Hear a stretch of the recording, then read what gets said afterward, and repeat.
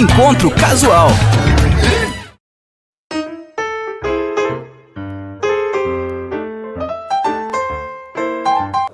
Olá, seja bem-vindo, bem-vinda. Estamos iniciando mais um Encontro Casual aqui na Unijuí FM. Mas antes de eu apresentar o nosso convidado de hoje, eu quero pedir para você compartilhar esse vídeo, se inscrever em nosso canal, fazer todo o ritual para levar mais longe histórias como essa que a gente vai contar aqui do médico oncologista, Dr. Aníbal Nogueira, diretor técnico e sócio proprietário do nosso Instituto de Oncologia de Juí. Dr. Aníbal, seja bem-vindo, tudo bem? Muito obrigado, Douglas. Prazer estar conversando com vocês aqui. Sempre acompanho o programa com grandes nomes que já passaram por aqui. Quanta honra eu estar sentando aqui é toda na nossa, tua bancada, né?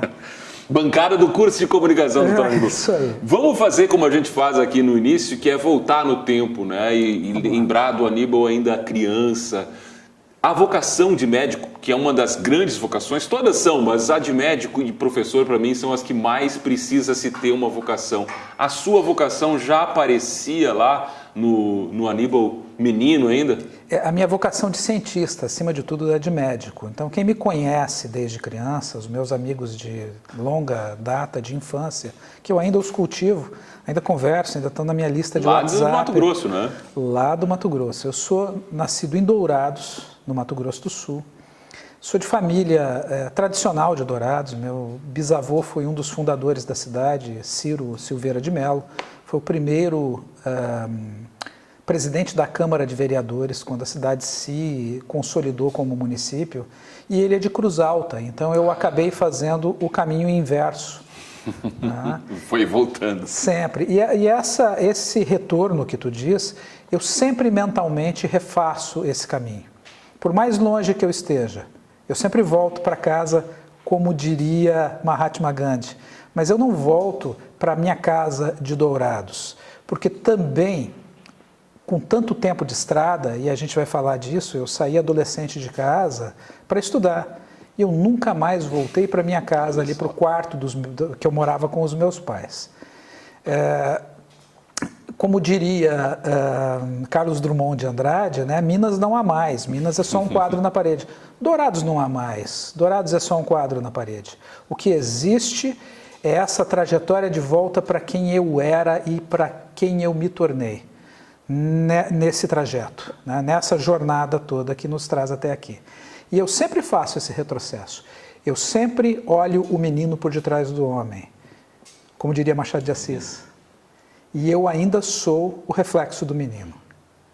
Esses dias atrás, na véspera do meu aniversário, morreu meu grande mestre, que foi o meu professor da infância, o tio Gutierrez, Jesus Estremieira Gutierrez. Morreu aos 96 anos, tranquilamente. Uma vida longa. Uma vida longa. E foi uma pessoa que eu trago em mim muito do que eu sou. Onde ele e a esposa criaram uma escola chamada SEI, que é Serviço de Educação Integral, onde existiam 250 alunos, com salas com 9 alunos, e todos estes que eram da minha turma e de outras que passaram, se tornaram destaques na sociedade no que fizeram. Então, o homem é fruto do menino. Eu sou fruto da educação. Eu sou fruto de uma educação bem feita. E voltando ao cientista. Então, eu fazia experiências, eu tinha um laboratório de química, aqueles kits de laboratório de química, sempre gostei muito de ler. A minha mãe é pedagoga, alfabetizadora. Eu comecei a ler muito cedo. E naquela infância, no interior do Mato Grosso, a literatura era a forma da gente... De entretenimento. De entretenimento, da gente viajar. Então, eu li muito Monteiro Lobato. Eu gostava muito de ciência, eu lia muito enciclopédia, eu gostava de estar informado, isso com 7, 8 anos de idade. Precoce, hein? Bem precoce, eu gostava muito de informação e eu queria ser cientista. A medicina foi o caminho para a ciência, porque talvez no nosso país, que carece de cientistas... Maltrata, inclusive, eles um pouco. Os maltrata, e o caminho talvez mais palpável para a ciência aplicada é a medicina. Então eu comecei muito cedo a olhar para a medicina como uma forma de chegar às ciências. Eu gostava muito de física, de astronomia, gosto ainda de física, de astronomia. Quem me conhece sabe que eu tenho telescópio em casa, que eu sei a posição de planetas, que eu tenho hobbies estranhos, esdrúxulos, uma coisa que eu gosto de fazer. Tem gente que gosta de resolver palavra cruzada, eu gosto de resolver apostila de cursinho de física cinemática. Sabe aqueles problemas de cinemática? Sim, um trem parte daqui, o outro dali, tal hora, velocidade média, fórmula de Torricelli lá para... Esse eu não tinha ouvido falar ainda desse. Gosto de resolver problema matemático, acho que isso ajuda a manter minha mente ativa e meu raciocínio claro.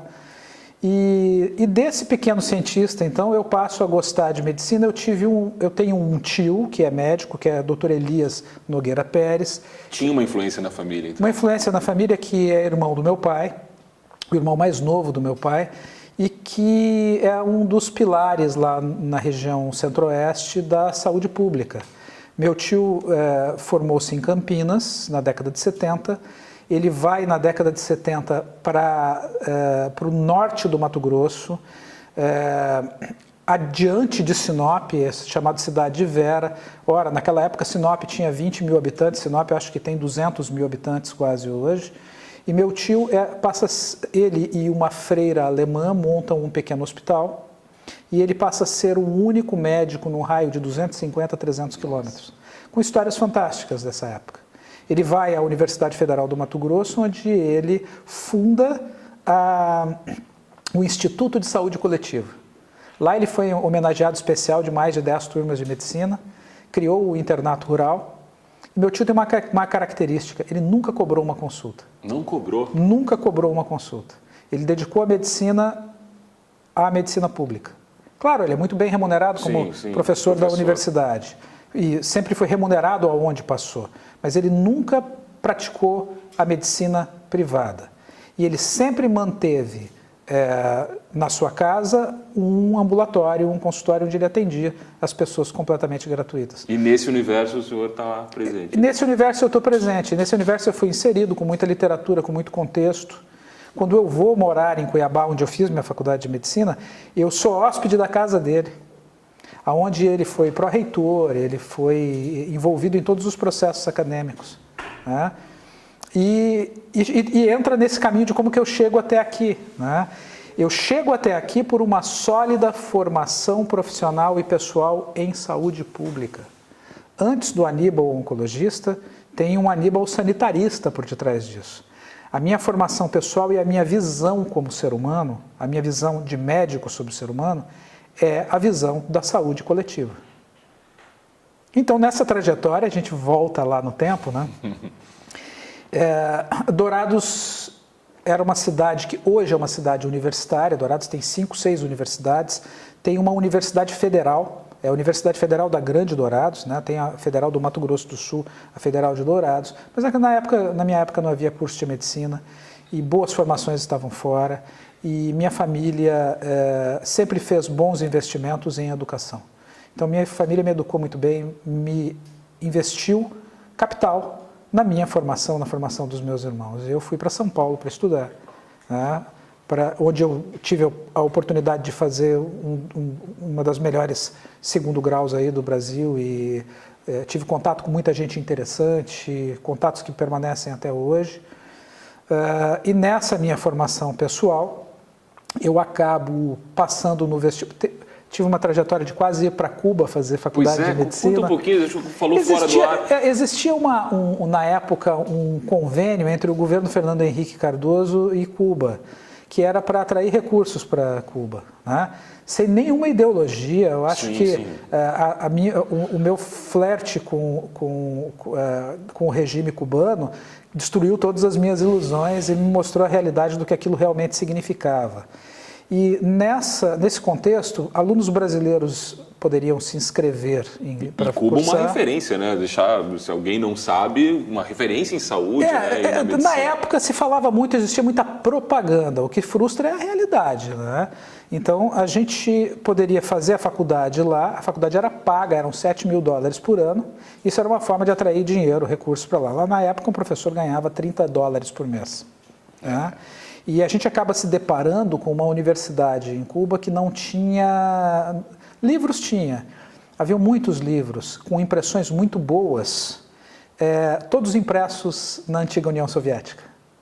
Né? Livros em espanhol, muito bons.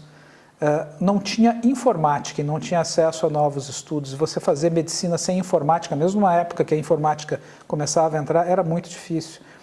Professores muito distantes do contexto de formação do aluno em tecnologia, você aprender coisas reais. Ausência de medicamentos e de medicamentos de ponta e de acesso à informação de ponta. Eu acho que nenhuma ciência pode evoluir sem liberdade de pensamento. E aonde você veta o pensamento, não haverão cientistas com mentalidade. Haverão pessoas teleguiadas a produzir coisas que possam ser irreais. E a ciência não admite o irreal, ela só admite o palpável e o real. A ciência não admite ideologia.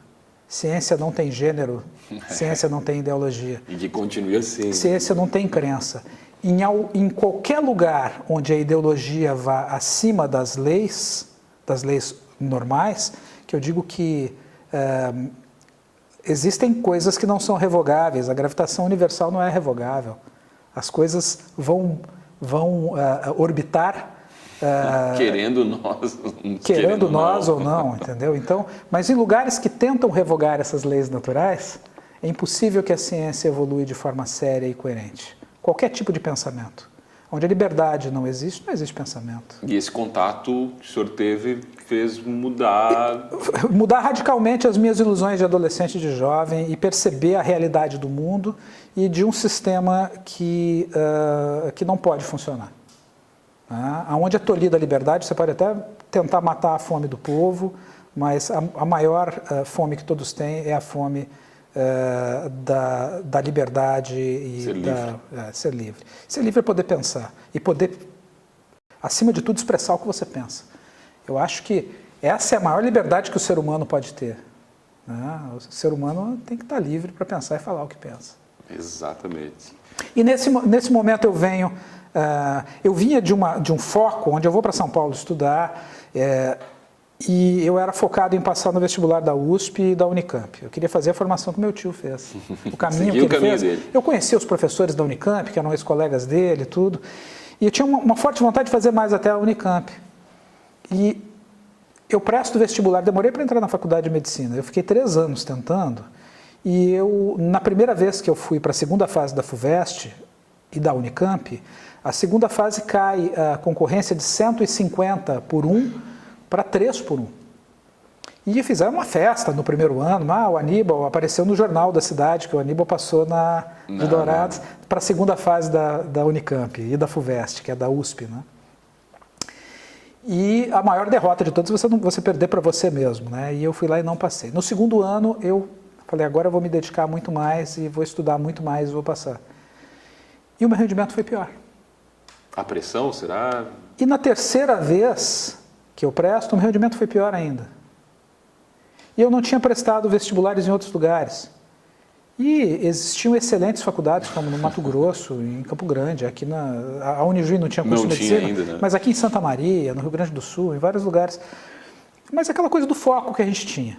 E eu acho que a pressão e a autocobrança, a autocobrança talvez seja a pior delas. Se impor a própria pressão. Né? E aí eu fui tentar essa experiência de Cuba aí e volto muito descrente. E meu tio me liga e fala, olha, nós mudamos agora, vai ter vestibular agora em julho aqui em Cuiabá. E eu fui e eu passei em 10º lugar, numa posição bem passada, assim, longe de estar na pressão, longe dos livros. Tranquilo. Tranquilo. E acabei fazendo uma faculdade com um enfoque muito grande em saúde pública e na formação generalista. O diretor do curso de medicina foi o Dr. Gabriel Novis Neves. O Dr. Gabriel Novis está vivo ainda, ele é ginecologista, obstetra e psiquiatra. O Dr. Gabriel foi, com 27 anos, secretário de Educação do Mato Grosso inteiro, quando era um estado só. E ele que criou a Universidade Federal do Mato Grosso e do Mato Grosso do Sul. Foi 16 anos reitor da UFMT. Criou os cursos de medicina de Campo Grande, da Federal de Campo Grande, da Federal do Mato Grosso e da UNIC em Cuiabá. Uma assumidade. Só que ele vai ser nosso diretor de curso de medicina sem secretária na sala. Nós tínhamos acesso direto ao Dr. Gabriel. Então eu lembro de muitas conversas que eu tive com ele. Um homem simples. Um homem simples e um homem, um intelectual com uma profundidade inatingível. A gente não conseguia ver o fundo desse homem. A profundidade era muito grande. Era um abismo de conhecimento, né? E tendo toda essa troca de conhecimento, o Dr. Gabriel sempre disse que o Brasil não precisava de médicos. E a nossa formação foi uma formação terminal, ele chamava. A formação do generalista terminal. Ele queria que nós tivéssemos muito bem sedimentados as 4 disciplinas básicas: pediatria, obstetrícia e ginecologia, cirurgia geral e clínica médica. E cercando tudo isso, saúde coletiva, saúde pública. Ele queria e quer, né, e conseguiu muito bem criar gerações de médicos formados, prontos para exercer a medicina na sua integridade ao sair da faculdade. Então eu saí da faculdade fazendo parto, fazendo apendicectomia, tratando criança, sabendo atender criança, sem ter medo de atender criança, e com uma formação em clínica médica, principalmente em doenças infecciosas tropicais, assim, fantástica, onde nós tínhamos talvez os melhores professores do Brasil ali, gente muito boa. Tá? E essa formação me fez ser um médico muito seguro como clínico. Eu sempre digo para os meus pacientes que eu me orgulho de ser médico. Alguns anos atrás, eu estava em Dourados visitando a minha família, minha sobrinha se machucou, fez um cortezinho. E aí ela queria que o tio desse ponto nela. E essa formação me fez ficar 20 anos fazendo plantão em emergência. Ter sido coordenador do pronto-socorro aqui por 15 anos. Uma paixão por atender, por ver as pessoas. Acho que eu gosto das pessoas. E voltando a essa história, eu estava então com a minha sobrinha, eu entro no hospital e eu converso com o plantonista, falo, olha, eu sou tio dela, eu vou fazer o ponto. Então abriu a ficha ali para ser feita, ele me permitiu que, porque eu não era do corpo clínico do hospital, obviamente, sobre os auspícios dele, que eu fizesse o procedimento na minha sobrinha. E eu estava escovado com o avental de luvas calçadas, preparando o material para a sutura dela. E entrou uma senhora em trabalho de parto, já parindo, na cadeira de rodas. E ele me fala, sabe fazer parto? Eu não faço parto há 30 anos. E eu cheguei nela, acomodei ela na cadeira, e a criança estava coroando. E eu tirei a criança.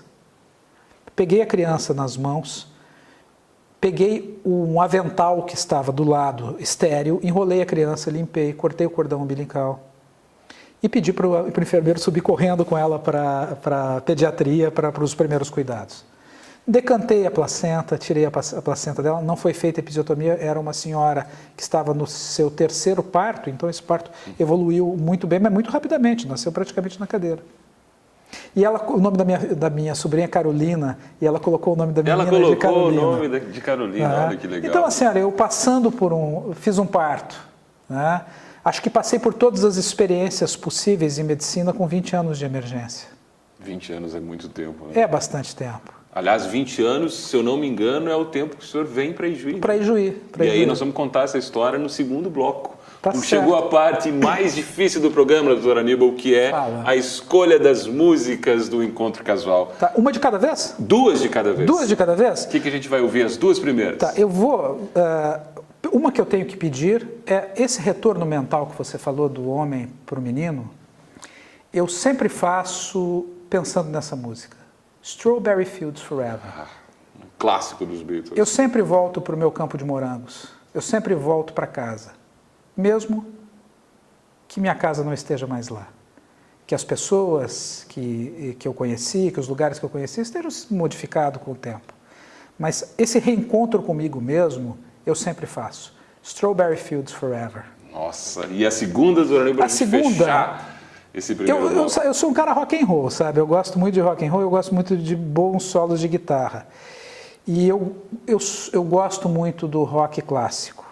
Essa música é mais para um rock clássico mesmo, o Waterloo Sunset, The Kinks. Olha só. Foi a música mais tocada no dia que eu nasci. É mesmo? 25 de agosto de 75. Doutor Aníbal Nogueira, nosso convidado, esse roqueiro aqui que está conosco. A gente, claro, vai seguir conversando. Aqui tem um lanchinho da Sabor da Praça e também no Laboratório de Comunicação. Móveis Casa Elisa aqui, gentilmente fazendo o cenário do Encontro Casual. Voltamos já já com mais conversa aqui no Encontro Casual.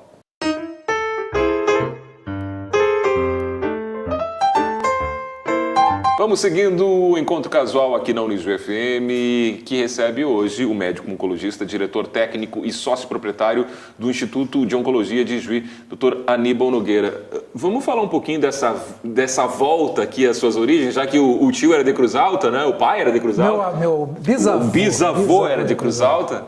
Como é que foi o retorno aqui? Bom, pelo coração, né? Pelo coração, sim, sem dúvida. Eu fiz a faculdade, então, em Cuiabá, e eu concluo minha faculdade nos Estados Unidos, na Johns Hopkins University, no Hospital Johns Hopkins, que é considerado o melhor hospital do mundo já há décadas.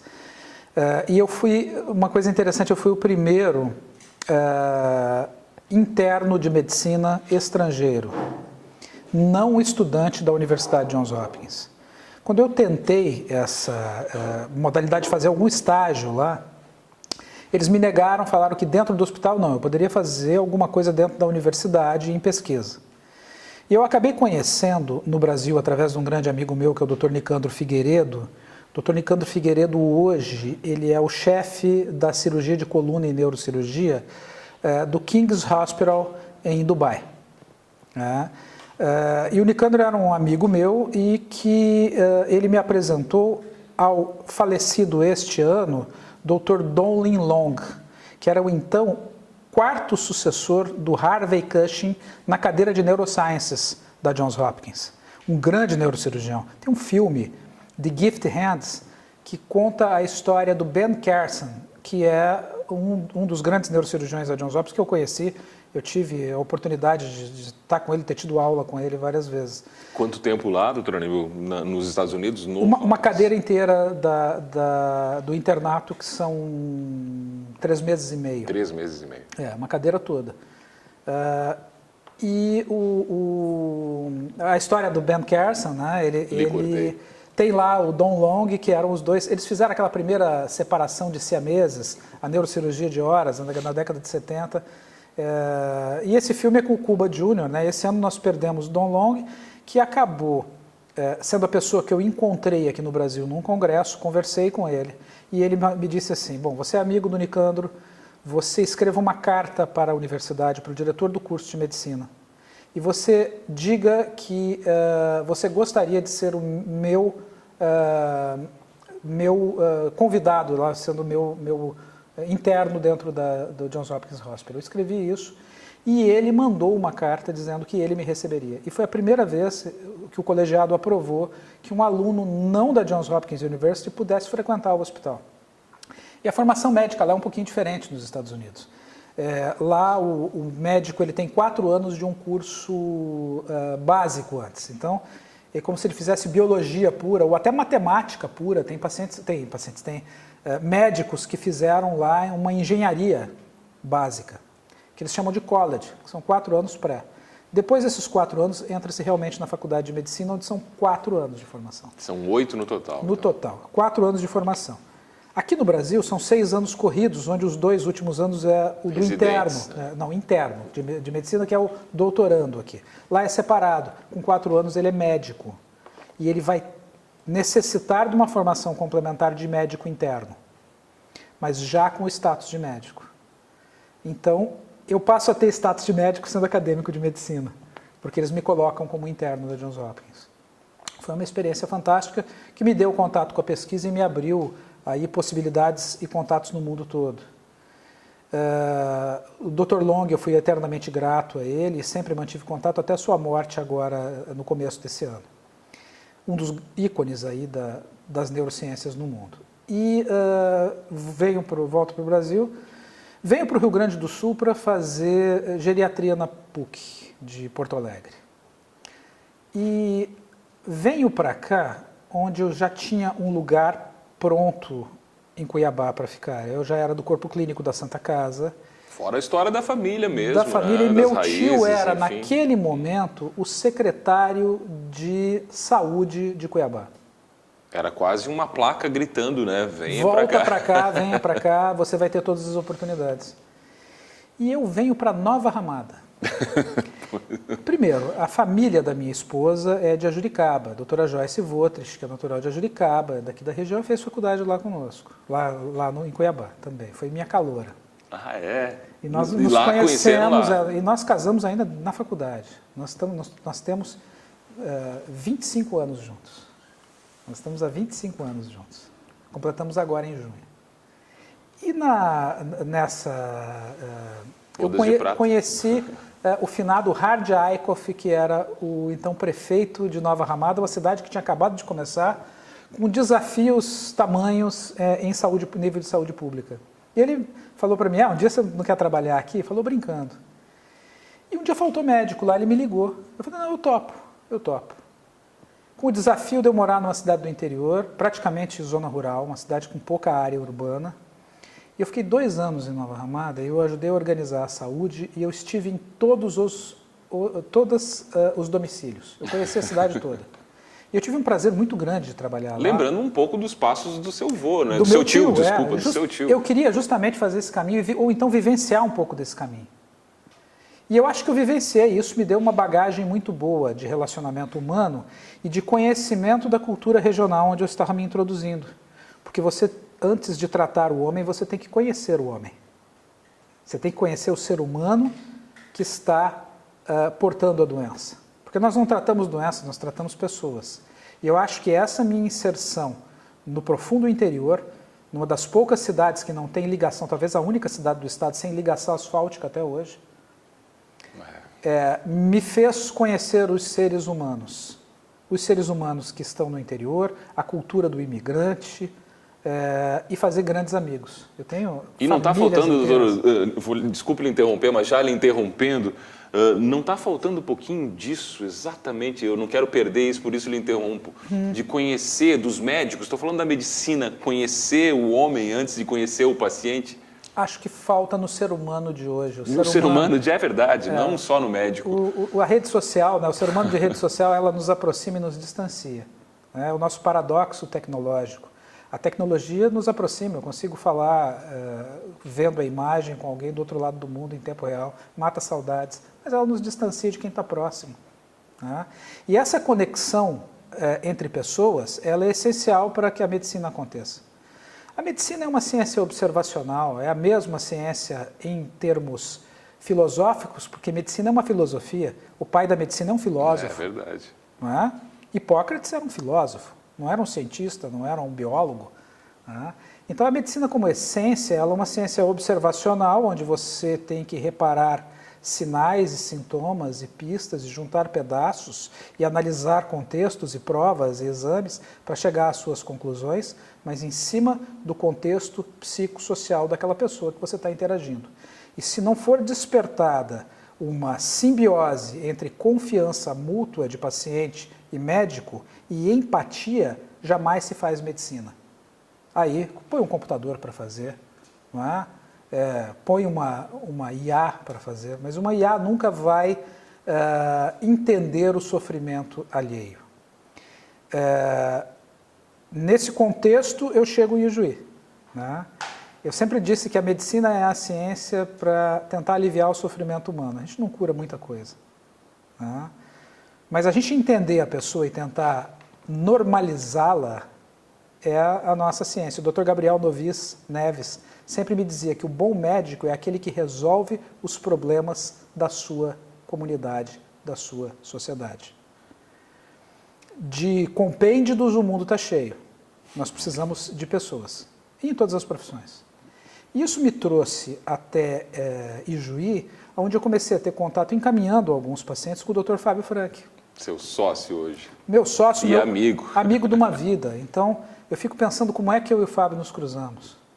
Eu conheço esse grande ser humano, o Fábio é uma pessoa iluminada, o Fábio é uma pessoa magnética, o Fábio é uma pessoa de extrema inteligência. Aliás, está na hora dele voltar aqui, já fica o convite publicamente Vamos conversar aqui. com ele, né? O Fábio é uma pessoa extremamente inteligente, o Fábio é uma luz nas ciências médicas aqui no Brasil. O destaque dele no mundo é só um resultado da forma como ele se porta como ser humano. E eu acabo conhecendo o Fábio e ele me chama, Aníbal, olha, vem trabalhar comigo. Vem trabalhar aqui, eu preciso de alguém para me ajudar. Eu só tinha ele de oncologista. E eu fui lá para ser clínico e para ajudar nos cuidados paliativos, com a minha visão da geriatria, da formação de geriatra. E em 2004 ele começa a pesquisa, ele começa a não ter mais braço, não ter mais pés, não ter mais perna, e ele chega para mim e fala assim, Aníbal, eu preciso de mais um oncologista. Eu queria que você fosse esse oncologista. E eu disse, Fábio, eu tenho que parar o mundo e me formar. Ele falou assim, não, eu vou te formar como oncologista. E esse foi o desafio. Então, 10 anos antes de existir a residência em oncologia, no CACOM, o Fábio cria um programa de formação só para mim. E nesse programa de formação eu vou cumprindo todas as etapas, só que sendo o único residente de um hospital inteiro. Não era uma residência oficial. Sim. Mas era aquela relação de mestre e aprendiz. Direta. E sozinho, né? E hoje exclusiva. Eu tenho a certeza de falar que eu tive uma das melhores formações do mundo em oncologia. Porque eu fui pupilo direto de um dos maiores oncologistas do mundo, que é o Fábio. E hoje nós temos oncologistas que hoje estamos recebendo uma oncologista de Campo Grande que está fazendo um estágio lá no Instituto de Oncologia, na Oncosite, aprendendo sobre pesquisa clínica. Nós temos lá a formação em R3, ou em R4, né, que é pós-residência de pesquisa clínica em oncologia, onde nós temos lá o Vitor, que é um oncologista que concluiu a sua residência no Hospital do Amor de Barretos e escolheu fazer a sua formação em pesquisa clínica passando um ano na nossa formação. Então, é uma referência mundial. O Vitor está terminando o doutorado dele, é um cara de uma formação fantástica. É um prazer a gente poder ter alguém lá que escolheu estar lá. Então, hoje, nós somos uma referência no Brasil e no mundo em formação e em pesquisa clínica, e eu fui o que começou tudo isso. E eu passo esses anos junto com o Fábio, aprendendo, sentado do lado dele. Imagina, eu ajudava a ver toda a enfermaria do CACOM sozinho. Eu transitei pela cirurgia oncológica, com o Dr. Márcio Cardoso me orientando. Eu transitei, antes de existir residência, antes de pensar em residência no HCI, eu transitei dentro da radioterapia, eu tive uma formação altamente completa. Só que como não é uma formação oficial, apesar de ser muito boa, eu fiz as etapas para que eu fizesse a prova e a titulação, e sou titulado pela Sociedade Brasileira, sou médico titular da Sociedade Brasileira de Oncologia Clínica, e com muita honra, tendo sido formado pelo Fábio, de uma forma muito completa e essencial. E fiquei, então, no CACOM, trabalhando com ele, fomos para a Oncosite, fazendo pesquisa, se tornando referência no Brasil em pesquisa clínica. E em 2016, nós éramos uma referência SUS. Então, nós temos aqui uma referência SUS muito grande que é no Hospital de Clínicas, que eu insisto em chamar de caridade. É difícil até a gente se acostumar. Fazer essa mudança. Mas, enfim, é uma referência em SUS. E existia uma dificuldade local do encaminhamento do paciente privado e de convênio, onde alguns clínicos especialistas das outras cidades aqui no nosso interior encaminhavam ao SUS do CACOM porque não sabiam encaminhar para o... E nós tínhamos lá, eu tinha um consultório num lugar, o Fábio o consultório em outro lugar, o Dr. Márcio em outro lugar, e eu pensei, por que a gente não coloca tudo no mesmo lugar e cria um instituto privado? Em 2016, nós criamos o Instituto de Oncologia de Juí como empresa e como plataforma virtual, onde, através dessa plataforma, os encaminhadores poderiam nos encontrar. E, num único contato, eram agendadas nos consultórios de forma diferente.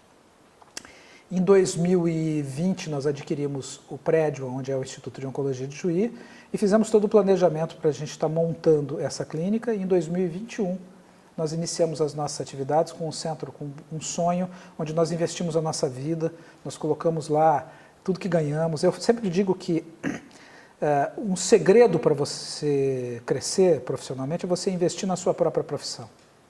E a gente vê uma dificuldade, às vezes, dos colegas médicos reinvestirem na sua profissão. Às vezes, compra casa na praia, faz outras coisas, mas reinvestir tanto na estrutura da sua prestação de serviço, como investir na sua formação pessoal e da equipe que o acompanha, às vezes são poucos. Eles têm dificuldade de entender isso. E nós investimos muito mais do que 50% do que nós ganhamos na nossa própria capacitação e na nossa estruturação. E o Instituto de Oncologia de Juí foi um sonho realizado. E mais do que um sonho e do recurso, né, doutora Aníbal, eu imagino que tem um investimento da história de vocês ali dentro. Claro, né? tudo tem a nossa história. Tudo ali é fruto dessa história. Dessa história, até as plantas do jardim. Então, a Joyce fez a jardinagem ali, ela planta as coisinhas, a gente vai lá cuidar do jardim, né? Vou lá passear de final de semana. É um filho mesmo. É um filho mesmo, troco telha, conserto lâmpada, faço de tudo. Mas nós trouxemos como um sonho de trazer para Ijuí o que há de melhor no mundo, e nós investimos no que há de melhor em tecnologia e na maior tecnologia de tudo, que são as pessoas. Nós temos uma equipe extremamente capacitada, em todas as pontas, desde a nossa recepção, né, até a nossa sanitização, até a jardinagem, desde o médico oncologista, dos farmacêuticos, dos enfermeiros, dos biomédicos, dos técnicos em enfermagem, dos administradores, né, do departamento pessoal. Então, a gente tenta trabalhar com a melhor formação possível para ter seres humanos lá dentro. Além de um espaço físico confortável, amplo, moderno, altamente capacitado em tecnologia, onde nós investimos nas melhores tecnologias de droga possível, onde nós trouxemos um laboratório de genômica para o interior, onde nós estamos fazendo exames de detecção precoce de câncer e de prevenção, não só para câncer, mas para várias doenças, trazendo essa tecnologia para perto do médico e para perto do cidadão aqui de Ijuí. Grandes parcerias, né, com grandes instituições fora daqui, Hospital Moinhos de Vento, né, Hospital Albert Einstein, que nós temos várias parcerias em estudos, onde o Fábio faz parte da coordenação da pesquisa clínica do Hospital Moinhos de Vento, e onde nós exibimos na nossa fachada a marca Moinhos de Vento, o que nos torna a única unidade Moinhos de Vento que não é deles e que é fora do Moinhos. Isso nos dá um selo de qualidade muito grande. Né? Pois é, eu quero falar com mais detalhes, especialmente dessa pesquisa que o senhor fez referência numa entrevista na rádio no GFM, e que eu acho que é fundamental a gente falar. Mas agora é hora de mais música, doutora Aníbal, mais duas músicas para a gente ouvir. Bom, então você me falou aqui para eu falar da minha esposa, né? E eu vou dedicar essa próxima música a ela. Então nós estamos juntos a doutora Joyce Votrich, o amor da minha vida, a pessoa que me completa. Eu acho que as pessoas precisam se completar, né? E faz parte de um grande ser humano, ele está bem acompanhado na vida. E nós temos 25 anos de uma convivência fantástica. Eu falo que eu tenho um relacionamento próximo do perfeito. Porque o perfeito talvez seja difícil de chegar, e eu quero muito melhorar sempre. Não é? A gente tem que atingir a perfeição querendo melhorar. Se eu cheguei no perfeito, eu não tenho mais o que melhorar. A gente quer melhorar todos os dias. A gente tem uma parceria e uma cumplicidade muito grande. Nós somos parceiros de trabalho, companheiros de vida, e a gente quase não assiste televisão. A gente chega em casa, liga uma música. Hoje eu tenho ligado meu vinil para escutar sempre. Olha, né? que legal. E a gente conversa. A gente gosta muito de estar conversando, a gente está sempre muito na mesma página. Então, meu rock and roll, essa música não tem letra, tá? Mas eu acho que a guitarra dela fala muito. É Always With Me, Always With You, Joe Satriani. Ela fala. E a próxima, outra guitarra que fala muito bem, eu gosto de rock clássico, More Than a Feeling, Boston. Muito bem, olha só, é o gosto musical do nosso convidado, doutor Aníbal Nogueira. A gente vai fazer uma pausa aqui com um intervalo, vamos seguir com o Sabor da Praça e depois voltamos com o bloco final do programa.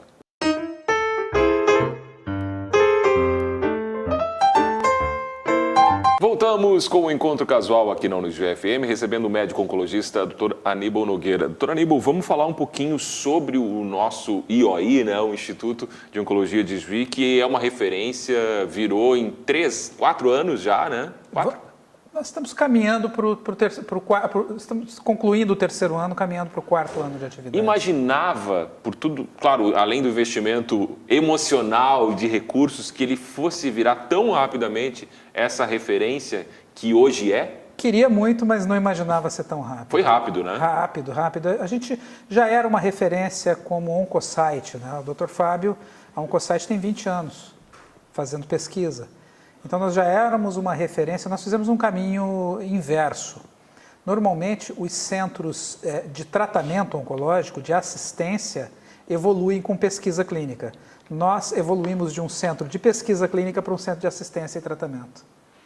Então, nós trouxemos nessa bagagem toda a qualidade e qualificação que a pesquisa clínica nos exige. Então, nós temos num centro critérios muito rigorosos, porque a pesquisa clínica é muito criteriosa. A pesquisa clínica não admite falhas e não admite erros corriqueiros. Claro que tudo pode acontecer, mas ela é muito exigente, principalmente com a segurança do paciente. E acho que isso trouxe a qualidade que nós conseguimos dar hoje na nossa assistência, porque nós já tínhamos 20 anos de boas práticas clínicas, e boas práticas clínicas com um selo de qualidade do CEP da Unijuí, né? Que é o CEP de referência para Oncosite, né? Que faz as aprovações éticas todas e que tem estudos do CEP da Unijuí hoje no mundo todo, graças a essa parceria com a Oncosite, e é reconhecido hoje como um dos CEPs mais profissionais de todo o Brasil.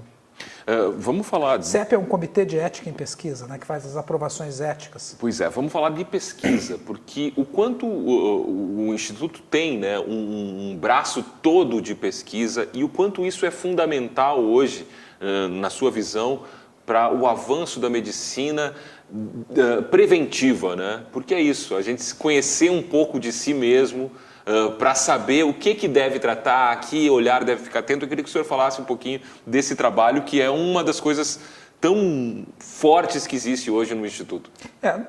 A pesquisa nos fortalece muito como medicina curativa também, onde nós vamos atrás de drogas inovadoras, com melhores efeitos e com maiores chances.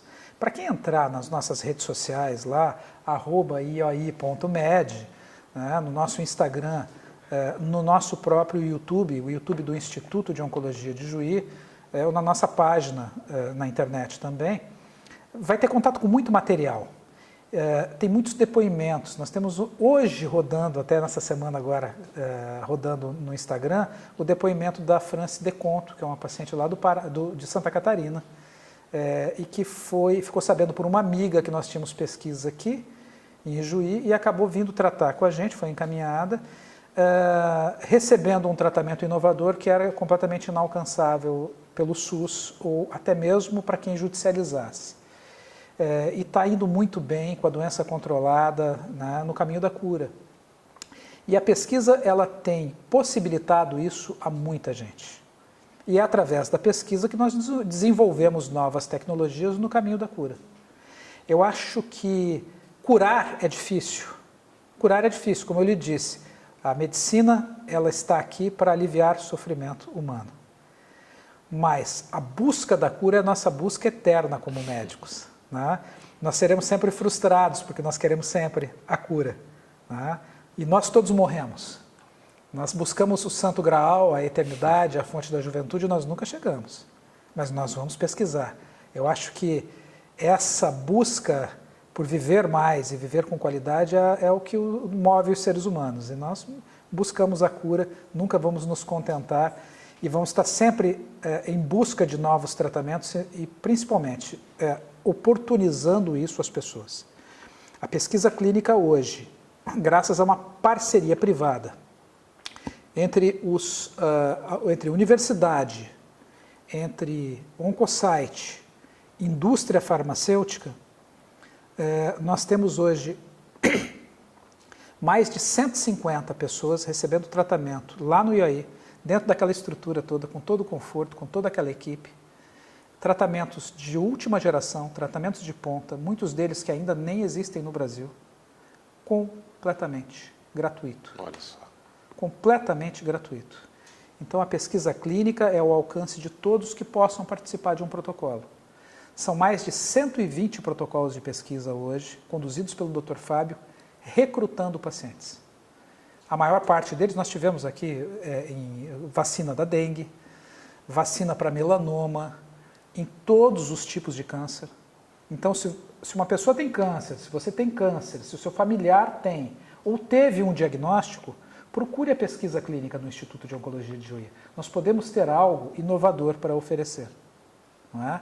E aquela pessoa que está num tratamento e esse tratamento não está surtindo efeito, procure o Instituto de Oncologia de Juí. Através da Oncosite nós vamos tentar buscar um protocolo, mesmo que esse protocolo não seja lá no Instituto. Nós temos parceria com Moinhos de Vento, nós temos parceria com o Albert Einstein, nós temos histórias de pacientes que nós encaminhamos para o exterior para ser tratado. Tem a fantástica história da dona Lourdes, que foi morar em Miami, porque só existia o tratamento dela lá, era um tratamento para câncer de colo uterino. A história da dona Lourdes está lá no nosso Instagram também, está lá na nossa página, está na página da Oncosite na internet também. Tem a história da dona Lourdes muito interessante. Ela chega com câncer de colo uterino, que é uma doença que até há pouco tempo tinham poucas opções de tratamento, porque é doença de terceiro mundo. Então, como não existe, porque a prevenção é muito grande, o Papa Nicolau é de muita qualidade, e existe vacinação em massa para HPV, que é o maior causador desse tipo de câncer, de colo uterino, na Europa, nos Estados Unidos, praticamente está extinto. Não existe mais. Não existe mais. E como é uma doença de países pobres, de países subdesenvolvidos ou em desenvolvimento, existia muito pouco desenvolvimento de novas drogas que são caras e não são consumidas nesse país. E essa é a tristeza. E é para isso que a pesquisa clínica existe. Então, chegou-se a imunoterapia para essas pacientes, hoje já longe do SUS, né? Essas tecnologias são incorporadas no SUS, às vezes com 20 anos. Longe do SUS, mas já os pacientes no Brasil de convênio têm acesso à imunoterapia para câncer de colo uterino. A dona Lourdes teve acesso, se curou. Ela chegou de cadeira de rodas, usando sonda, usando fralda. E ela só poderia usar aquela medicação nos Estados Unidos, porque a medicação estava em fase 1. Na fase 1, tem que ter... Ficou sabendo muito agora na pandemia sobre fase de estudo, fase 1, 2, 3, fase 4. A fase 1 é a primeira vez que está sendo usada com seres humanos, então tem que se medir tudo, fazer exames 2, 3 vezes por dia, depois de comer, antes de comer, calcular o que comeu, ver o que respirou. E então ela morava num apartamento dentro do hospital, junto com os outros voluntários.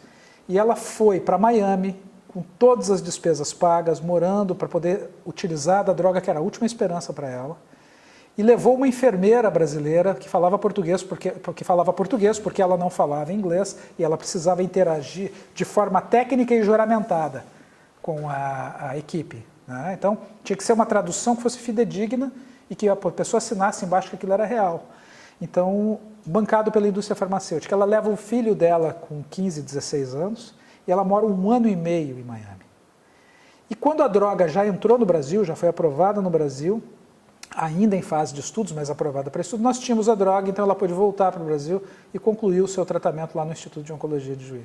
E hoje ela é uma fantástica atuante na prevenção e uma divulgadora de pesquisas clínicas pelo Brasil. Então, a história da dona Lourdes tem que olhar lá no nosso Instagram. E é isso que a gente quer proporcionar. E através da pesquisa a gente desenvolveu muita tecnologia que é utilizada, que é o nosso laboratório de genômica. Pois é. Que a gente faz exames fantásticos, tu viu ali, deu uma navegada no exame, né? Que pode descobrir muito de si mesmo. Muito, né? A gente está com a nossa campanha, né, que câncer não tem cara, mas câncer pode ter cura. E o maior aliado na cura é a prevenção. Então nós temos lá mais de 200 tipos de exames preventivos e preditivos. Nós temos lá o DNA Oncocell. E super acessível também, né? Acessível. O DNA Oncocell é um exame que mapeia mais de 200 interações genéticas e que pode predizer qual a sua probabilidade de desenvolver desde diabetes, a hipercolesterolemia, as tuas habilidades para atividade física, que dieta que funciona melhor, sem contar com a predisposição para todos os tipos de câncer. Aí fala, mas isso é uma sentença? Não, nós somos 30% genética. Sabendo a nossa predisposição, nós podemos mudar o nosso destino com a nossa qualidade de vida. Nós somos 30% genética e os outros 70% é o ser humano que eu sou, no ambiente que eu vivo, no que eu como, com quem eu convivo, como eu amo, como eu odeio, como eu me sinto, como eu me posiciono em relação ao mundo. Então, por isso que eu lhe disse que antes de compreender o câncer, eu tenho que compreender o ser humano. E nunca haverá um bom médico que não compreenda quem está do outro lado da mesa. E que crie um vínculo de empatia. E isso é o que os meus pacientes têm certeza. Que eles podem confiar em mim, porque eu nunca vou mentir para eles. Eu sempre vou trazer para eles a informação mais correta possível. Porque se um dia eu mentir para esse paciente, ele vai quebrar esse vínculo e nada mais funciona. Nada mais funciona. Mesmo quando a notícia é ruim. O que eu não posso é ser um iatrogênico. A iatrogenia existe com a verdade. Então a verdade tem como ser contada de uma forma dentro do contexto daquele cidadão que ouve a verdade e de até onde ele quer saber e compreender essa verdade, dentro de suas negações, que são íntimas, pessoais e de propriedade exclusiva de cada um. Cada um pode negar o que quer, esse é o mecanismo de defesa. Pode não acreditar que está com câncer, pode não acreditar que está doente. E a gente tem que tentar conduzir essa pessoa dentro das suas ilusões. Porque nós somos as nossas ilusões. Somos. Nós não somos eternos, a gente vive como se fosse, né? Pois é. Eu vou entrar mais ou menos nessa linha agora com o quadro que a gente vai fazer aqui, doutor Aníbal, que fecha o nosso programa, que é o quadro existencial. Perguntas complexas, filosóficas, com respostas mais curtas. Vamos fazer? Vamos lá, quase não gosto disso, né? Eu percebi. Começando, qual é o maior sonho atual do doutor Aníbal Nogueira? O meu maior sonho atual é continuar crescendo como pessoa. É poder viver para ver transformações. Meu sonho é poder produzir. É poder produzir até o último minuto. É poder viver até o último dia.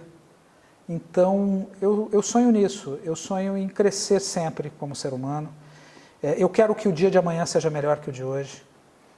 E eu sou sonhador, muito sonhador. Se eu falar assim, eu sonho com coisas pontuais, eu sonho com o Iuaí grande, eu sonho com o Ijuí magnífica, eu sonho com o Brasil fantástico, né? Eu sonho com a espécie humana fazendo as pazes consigo mesmo e acabando com as guerras. Eu sonho com tudo isso, mas eu sonho, acima de tudo, que eu possa ser protagonista no mundo que eu vivo e poder contribuir com isso, como disse o meu mestre Gabriel Novis Neves, meu diretor de curso de medicina, que o bom médico é aquele que resolve o problema da sua comunidade, do universo que vive. Né? Então, eu sonho em poder resolver no dia de amanhã o problema do universo que eu vivo. A coisa mais bonita que o doutor Aníbal Nogueira já viveu? Olha, eu vivi muita coisa bonita. Eu acho que eu não tenho como pontuar a coisa mais bonita que eu tenha vivido. Viver transcende tudo, né? Como diria Clarice Lispector. Passa todo o entendimento. Todo o entendimento. Eu acho que todos os dias, quando eu acordo e eu vejo a luz do sol daquele dia, eu vivi o momento mais lindo da minha vida. Vamos lá, o momento mais lindo da minha vida até agora é esse momento. A coisa mais triste que o doutor Aníbal Nogueira já viveu? Olha, a gente tem tristezas na vida, mas todas elas a gente supera com a felicidade do outro dia. Eu entendo que a felicidade não existe sem a gente vivenciar o triste. Nós não podemos deixar que a tristeza nos vença. Não é? Toda tristeza tem algo de feliz. Mas, vamos lá, eu acho que a tristeza maior que eu tive foi a perda de um dos meus melhores amigos, porque eu ainda precisava processar muitas coisas. Esse meu amigo era meu cunhado, que é pai das minhas sobrinhas, casado com a minha irmã, e ele morre há exatamente 19 anos. Exatamente. Essa semana nós estamos completando 19 anos da morte dele. Morre de um câncer, morre de um linfoma, com 37 anos de idade. Eu acho que isso, para mim, era algo difícil de entender naquela época. Que uma pessoa jovem, cheia de coisas, pudesse nos deixar assim. Mas nós entendemos que isso é um ciclo e nada acaba nesse mundo. Né? Nossa poeira das estrelas volta para as estrelas e vem, e acho que nada acaba. E acho que essa tristeza me fez enxergar uma coisa que acontece há 20 anos atrás, há 19 anos atrás, a enxergar a felicidade dentro da nossa finitude, a entender melhor a nossa finitude. E transformou isso em alegria para mim e alegria para muita gente, com quem eu pude compartilhar os últimos momentos de vida. Porque a gente, como médico, a maior frustração que alguém pode ter é a gente perder para a doença, não é? Não me frustro. Eu acho que quando o paciente morre bem, e morre bem acompanhado, esse paciente foi bem sucedido no seu tratamento. E eu acho que eu fui muito bem sucedido como médico em todos os pacientes que morreram sendo acompanhados por mim. Porque eu fiz o melhor possível para dar o melhor conforto e que eles vivessem até o último dia. E eu nunca digo que eu perdi pacientes. Eu sempre ganhei pacientes, a minha vida toda. Mesmo os que morreram, eu não os perdi. E a próxima pergunta é justamente nessa direção. O que é a morte para o Dr. Aníbal Nogueira? A morte é uma etapa. Eu não acredito que nada morra realmente. Né? Acredito na alma imortal e que há outras coisas, há outros mundos, há um Deus lá em cima, ou lá embaixo, ou em algum lado, em algum lugar, e que a morte é uma certeza para todos nós, e o que importa é que durante o período que estejamos vivos, que a gente faça o show acontecer. Né? Eu sou extremamente bem relacionado com a morte. Eu estou pronto para morrer hoje. Eu estou pronto para morrer hoje. Porque eu vivo a minha vida com toda a intensidade de cada dia. E eu tento passar isso para os nossos pacientes. Há pacientes com doenças incuráveis que chegam para mim e falam assim, doutor, e aí, eu vou morrer, como é que é isso? Eu falei, e eu? Eu também vou. E às vezes, e você teve um aviso prévio. Você vai organizar a tua vida. Você vai viver cada dia, você vai dizer eu te amo, eu te perdoo. E eu não sei o dia de amanhã, eu posso cruzar a rua e posso ser atropelado, eu posso ter um infarto fulminante. A morte não nos pertence. Eu acho que essa sensação de não pertencimento da morte e essa gratidão pela vida é o que me mantém muito feliz e com essa relação muito tranquila com ela. Tenho uma relação muito tranquila com a morte, para mim, para as pessoas que eu amo e para os meus pacientes. Eu digo que a minha vida é completa e é completa faz tempo. Né? Faz tempo. Eu acho que quando eu completo um dia, eu estou extremamente satisfeito e pronto para partir. E para finalizar... Mas gosto muito de estar vivo, gosto de estar aqui, então. Faço de tudo por isso e busco que as pessoas também vivam com amplitude, não só com comprimento. O que é a vida para o Dr. Aníbal Nogueira? A vida é fantástica, a vida é fantástica. A vida é poder interagir, a vida é poder respirar, é poder apreciar tudo de artificial que nós criamos e tudo de natural que a natureza nos trouxe. A vida é poder contemplar o céu estrelado, o dia nublado, não é? O dia de sol, é poder conviver com o mundo, é poder ter aspirações. Eu acho extremamente fantástico a nossa mente, eu acho extremamente fantástico como o ser humano consegue ter uma capacidade de raciocínio tão profunda e às vezes tão elementar, não é? Como a gente se relaciona com esse mundo, com esse universo.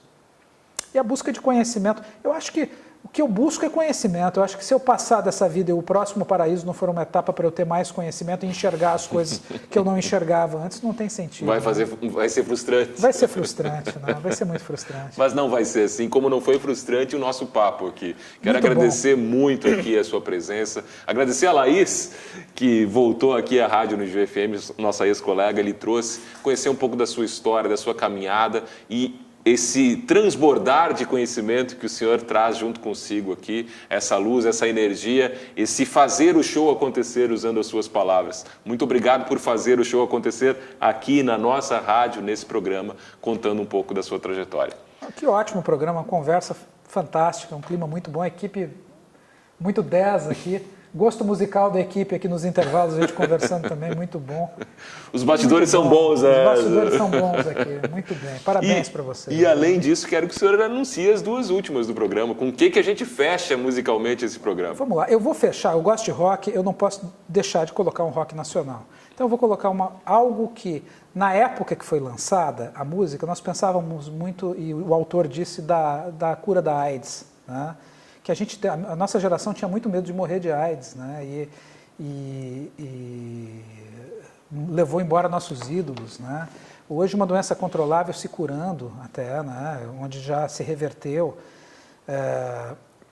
e que é a cura de Lulu Santos, que é o que eu busco, não é? Como eu te disse, a minha busca de vida é a cura, não é? Então, como pesquisador e como médico. Então fica o recado da cura de Lulu Santos. E para encerrar, de quem eu sou extremamente fã, a última música que reuniu os Beatles, Now and Then. Now and Then. Assim a gente finaliza o Encontro Casual de hoje, esse Encontro Casual pra lá de especial com o Dr. Aníbal Nogueira. Até o próximo final de semana. Compartilhe, vá lá, se inscreva em nosso canal, leve mais longe o Encontro Casual da UnijuFM.